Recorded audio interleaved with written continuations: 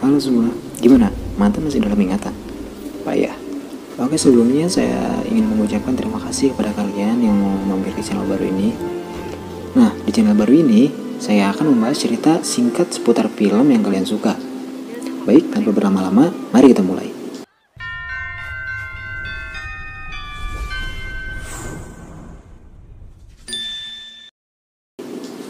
Film pertama yang akan saya bahas di channel baru ini yaitu film yang berjudul Guseju 2006. Film ini telah rilis pada 16 Februari 2006 di Korea Selatan.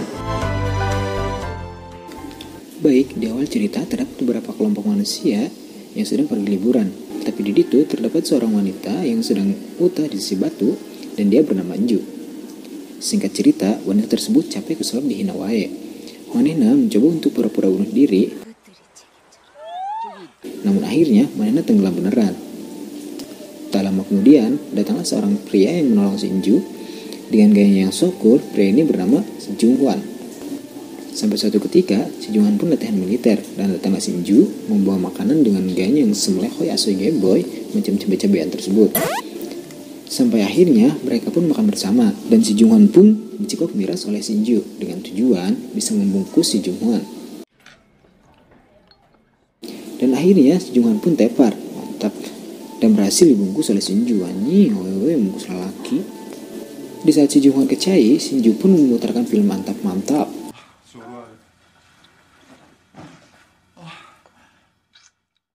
Sampai akhirnya si Jung-hwan pun tertahan diri kelewat sange sampai hayang. Dan Shinju pun yang sudah terangsang juga menggoda si Jung-hwan untuk mata-mata dengan jurus jitunya. Dengan sangat terpaksa bingung tapi kabita, si Jung-hwan pun tidak bisa menahannya. Dan akhirnya pengejaran pun dimulai.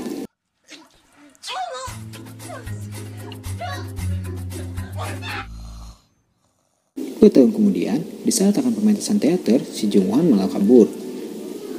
Dengan kepakboyannya, si Jung-hwan pun mengajak banyak wanita untuk happy-happy. Si anjir. Singkat cerita, dia pun pulang ke rumahnya dan nyampak bapaknya yang sedang bingung karena kemalingan. Ternyata tanpa sepengetahuan si Jung-hwan, bapaknya memasang CCTV dan si Jung-hwan pun ketahuan bahwa dia pelakunya. Lalu bapak si Jung-hwan pun melemparkan remote lalu si Jung-hwan kabur. Di saat kabur, si Jung-hwan pun dijegat dua orang pria. Lalu ia pun dibawa ke suatu tempat oleh orang itu dan ternyata itu adalah suruhan Shinju yang sudah menjadi jaksa. Akhirnya Shinju pun membawa si Jung-hwan ke rumahnya. Dan sampainya di rumah Shinju, si Jung-hwan pun disampaikan dua bayi kembar yang bernama Kori dan Ahan. Dan ternyata itu adalah anak Shinju dan dirinya di saat melakukan pengecerotan waktu itu. Dan si Jung-hwan pun ruas dan ngahulang di saat Shinju mereweja. Lalu si Jung-hwan murang-mareng karena tidak percaya bahwa itu anaknya.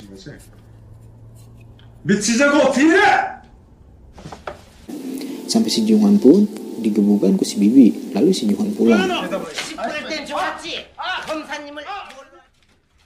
Singkat cerita, Shinju pun ke rumah si Jung-hwan. Pas Jung-hwan sampai ke rumahnya, dia disampaikan Shinju yang baru ngobrol dengan orang tuanya. Tanpa nyawa-naon, si Jung-hwan pun kelepasan membawa dia sudah melakukan pengecerotan dengan Shinju dan mempunyai dua bayi kembar.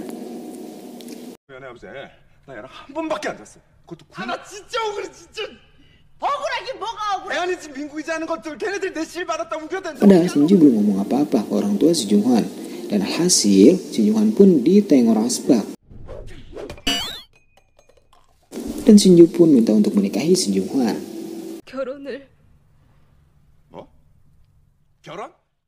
Lalu si Jung-hwan pun disuruh menikah oleh ibunya, tapi si Jung-hwan pun menolaknya. Namun setelah disogok dengan beberapa gepok uang, si Jung-hwan pun mengiyakannya dan akhirnya mereka pun menikah.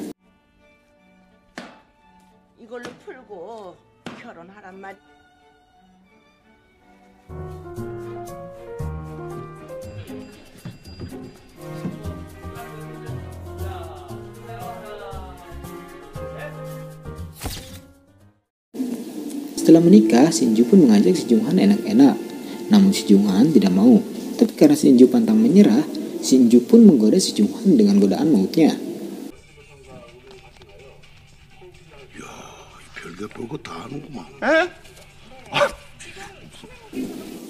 Namun si Jung-hwan malah terlihat jijik. Dan lagi-lagi Setelah di kamar, Shinju pun menggoda si Junghan dengan jurus pamungkasnya.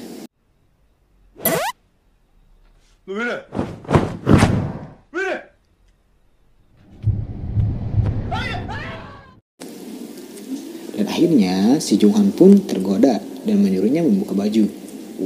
Mantap. 결혼했다며? 어서. 정한 씨가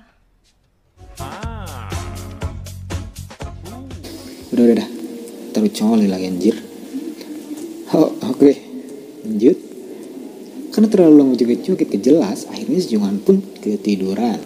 Tapi karena Shinju pantang menyerah, akhirnya dia berhasil menaiki si Junghan. Anjir, ditaikan dong.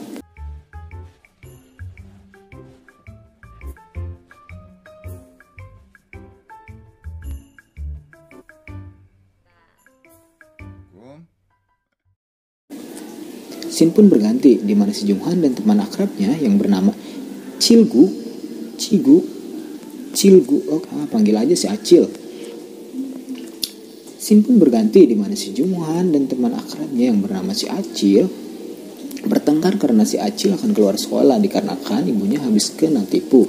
Namun karena si Junghan tidak tega, karena mereka sudah berteman 10 tahun lamanya menjadi mahasiswa abadi di kampusnya, si Junghan pun siap membantunya. Namun hal tak terduga pun datang. Si Acil pun sakit perut. Tapi si Junghan malah nutupin pantatnya kayak gitu dengan anjing. Sampai-sampai dua wanita itu pun kebingungan. Anjing dikira gay kali. Di malam hari Shinju pun pulang dan disampaikan oleh si Junghan dan si Acil yang sedang asik main PS. Sampai-sampai disuruh jagain anaknya malah tengah waro. Lalu Shinju pun menyuruh pulang si Acil sambil mencabok-cabok cungurnya. Scene pun berpindah ke meja makan. Saat mereka makan di meja makan, bibirnya Shinju pun murang-mareng, uringan melihat muka Shinju bengep dikira dipukul si Junghan. Hari pun berganti. Dilihatkan Shinju yang sedang membereskan kasus pemerkosaan seorang. Karena dia dulu juga seperti itu, makanya dia tidak mau ada yang senasib dengannya. Dia pun menginterogasinya, lalu memukulnya, sampai-sampai harus dipisahkan oleh anak buahnya. Sementara itu, di kampus Junghan dan Acil melihat informasi study tour ke Phuket. Mereka pun punya ide untuk ke sana. Lalu si Junghan pun meminta uang ke bapaknya untuk pergi liburan. Namun ternyata tidak dikasih.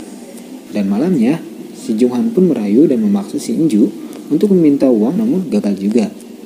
Di pagi harinya, Junghan pun kaget karena lagi dan lagi dia telah dinaiki Shinju dan tidak ada selai benang pun di badannya. Ya Allah, kasihan sekali Anda. Di sisi lain, Ju pun sedang berada di ruang sidang untuk menuntut pelaku pencabulan yang ditanganinya. Namun pas memberikan bukti, ternyata bukti tersebut telah diganti oleh si Junghan dengan foto-fotonya yang eksis parah. Karena kesal, Shinju pun menendang spion mobil si Junghan. Siangnya, pas si Junghan pakai mobil, malah si Acil yang dijadikan dudukan kaca spion.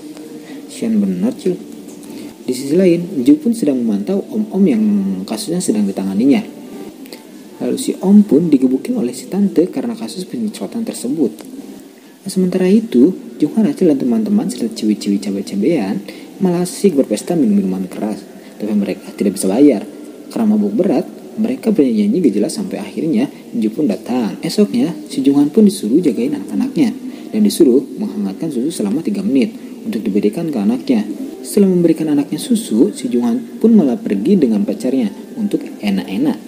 Tapi di sisi lain anaknya sakit dan dibawa ke rumah sakit.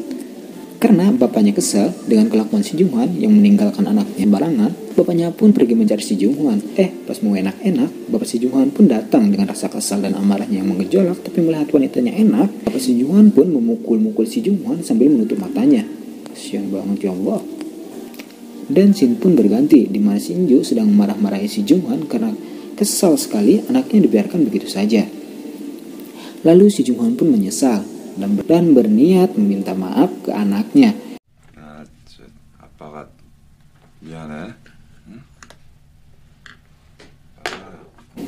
Tetapi bapaknya datang dan menjewer telinganya, lalu menyuruhnya pergi dengan memberikan tiket ke Phuket. Lalu si Junghan pun pergi dengan si Acil, sohib dekatnya tersebut. Dari pas di jalan, mereka pun dihadang oleh penculik. Bukannya takut, malah masuk dengan senang hati. Karena mereka kira itu adalah mobil jemputannya untuk pergi ke Phuket.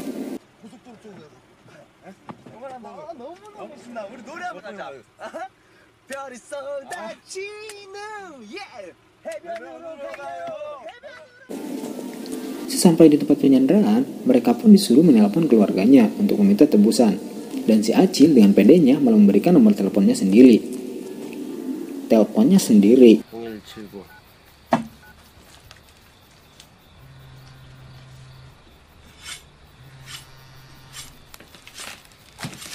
네.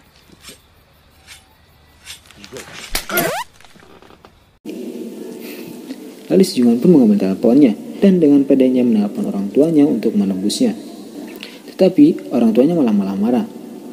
Malah marah-marah mengira si Junghwan mau menipunya. 그러니까 하면 누가 모를 줄 알고 사람 좀 되라고 여행 보내놨더니 말이지 하루도 못 돼가지고 돈 타령이야. 야 너 거기 살아. 너 한국 오지 마 자식아. Alhasil mereka tidak jadi ditebus. Dan selama berminggu-minggu mereka dilatih supaya sehat dan bugar karena organ tubuhnya akan dijual ke pasar gelap. Namun pas mereka sedang dilatih, terlihat datang Shinju yang membawa makanan. Lalu Shinju pun pergi dan si penjahat pun memberikan makanannya kepada mereka.